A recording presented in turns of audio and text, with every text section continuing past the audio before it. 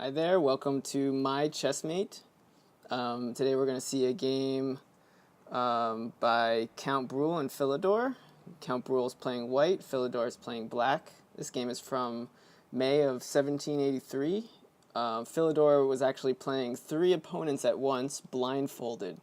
And so at the time it was a very impossible seeming feat for somebody to play against three people blindfolded, at once. It was a very difficult thing for people to understand. Now people play 20 people at once blindfolded or something like that. It's remarkable, but at the time it was quite impressive. Philidor was one of the greatest chess players of his time. Started playing in 1740, and by 1770s he was already 1755 or so he was the world's strongest player. This game is quite an interesting one that he played. I think he won two of the matches and drew the third one in his blindfold against three people. So this one was against Count Bruel, and so let's look at this game. So Count Bruel opens up e4. Philidor follows up with e5.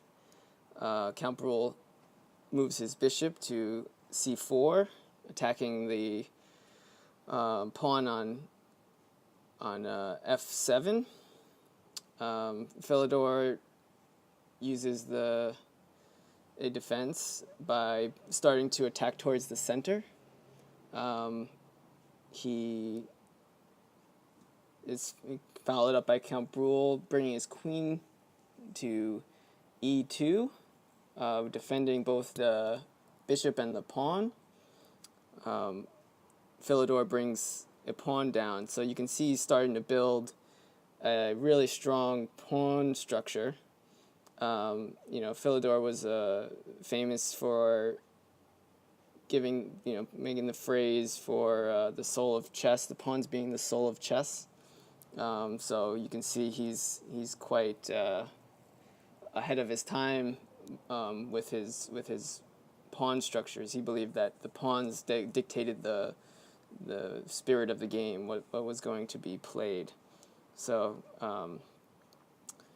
Count Bruel opens up, trying to attack for that center as well. Philidor, again, makes this nice little staircase of pawns going down. He still hasn't moved any of his pieces, but his pawn structure is speaking for itself. Count Bruel moves up, making a similar pawn structure, trying to kind of keep the center where it is and opening up lines for his black squared bishop, and defending that pawn. Philidor brings down his knight, again attacking that position right there. Count Bruel decides to take the pawn on f5. Philidor brings his bishop down, taking the pawn and attacking the e4 square. Count Bruel moves his pawn up, attacking that center again. Philidor decides to just push instead of doubling up on the d file and taking that, and then probably trading pawns there. Actually, he couldn't have, because the queen is attacking the center there, so he decided to defend it with both his knight and his bishop. The Count brings out his bishop, pinning the knight. Then Philidor decides to attack the bishop and defend the pawn at the same time, creating this long pawn chain, forcing the white squared bishop back. Philidor brings out his dark squared bishop, attacking the h2 pawn here, kind of bringing it to a very active position here in the middle. Count Bruel brings out his knight, again attacking this pawn on e4. Philidor brings out his knight, trying to get all of his pieces developed. You can see now he has all of his pieces developed pretty much, all of the minor pieces, and the count still has a knight on g2, on g1. He starts bringing up his pawns, probably trying to push back the bishop, the white squared bishop. Philidor decides to attack his dark squared bishop, driving it back to a less active position there and unpinning his knight. Philidor brings his queen down, opening lines to either queenside castle or kingside castle, and trying to get his pawn on the e4 to be defended. The count moves 2 squares with his pawn there, giving Philidor an opportunity to en passant with the pawn, but Philidor declines to do that, pushes his h pawn 1 square, trying to defend that g4 square there. Now he has the bishop, the knight, and the pawn all defending that square right there. Philidor tries to break the chain pawn, the pawn chain, by attacking that middle pawn there. Again, Philidor, thinking of his pawn structure, decides to not mess up by doubling up his pawns on that line there. But the count decides to break that pawn chain a bit.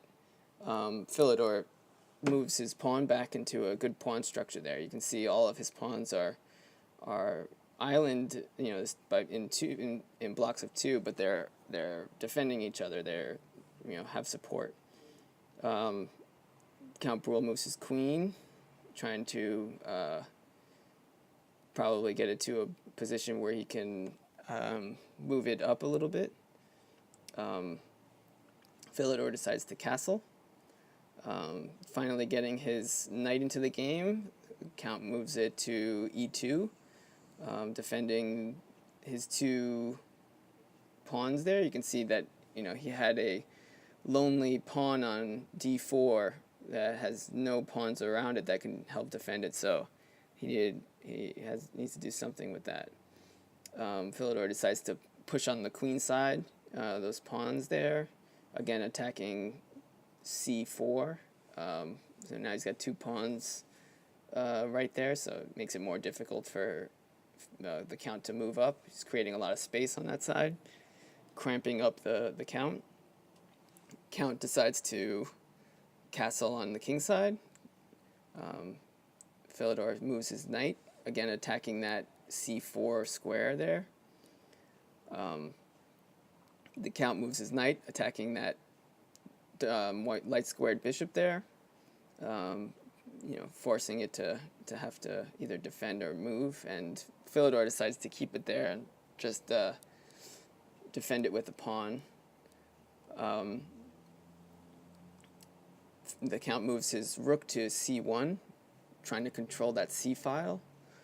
Philidor decides to move his knight down and maybe trying to make a better pawn structure in the middle if he were to attack. So you can see the count just moved his knight, took the bishop. Now he's got this strong pawn structure in the middle. The count decides to check Philidor, and Philidor offers an exchange of queens, which he accepts. Now that the queens are off the table, it makes it easier for the kings to get into the game. The count decides to take that knight, and then Philidor creates this really strong pawn structure here. If you look at the pawn structures on either side, you can see, the count has 3 pawns on the king's side all together, so kind of holding themselves, but they're all the way on the side there. He's got 1 pawn in the middle all by itself, and then this other pair on the left. on the queen side, and Philidor has all of these pawns right in the middle, all helping each other out, and making it very difficult for the count to do any maneuvering, especially with that dark squared bishop. He's not able to move it without losing defense of those pawns there. So the count starts to move up, trying to keep his pawns linked. Philidor moves his rook to b8, attacking that b2 pawn, forcing it to move. Philidor decides to attack the rook on c1. He moves it to a better position, and then decides to take on with the pawn there, attacking that rook, and the count takes it back.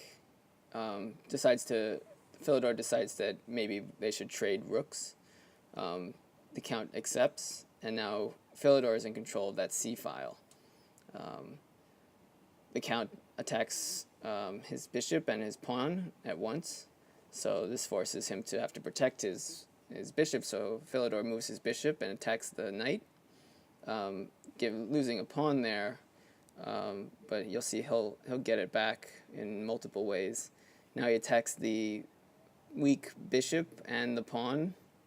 The pawn is protected by the knight, but Philidor has ways of changing that. So he moved his king off of the back line. Now he attacks his knight and bishop.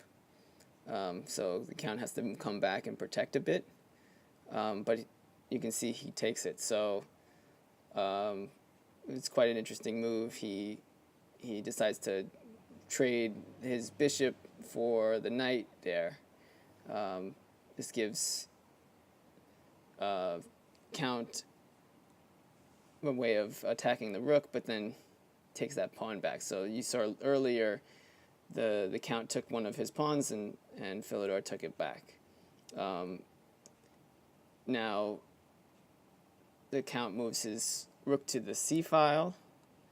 Philidor moves his pawn down, attacking that chain right there and trying to mess up his pawns a bit. The count decides to put him in check. Philidor gets out of that very easily, and then ruins his little pawn structure. So now if you look at the pawn structure with very little on the board, the count has doubled pawns on the h file, has two single pawns all alone, and then Philidor has this nice little blockade right here defending the center still. Now he's doing this really interesting move here. He moves his knight to the h file and count attacks the rook here. So the Philidor is going to do a really interesting move here. I want you to pause the video and try to think about what Philidor's next move will be.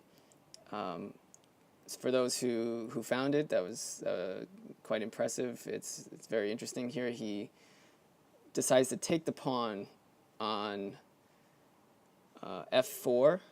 The bishop takes it back, and then Philidor comes in and attacks both the king and the bishop, winning back that piece that he lost. And so Philidor traded his knight for a bishop and a pawn,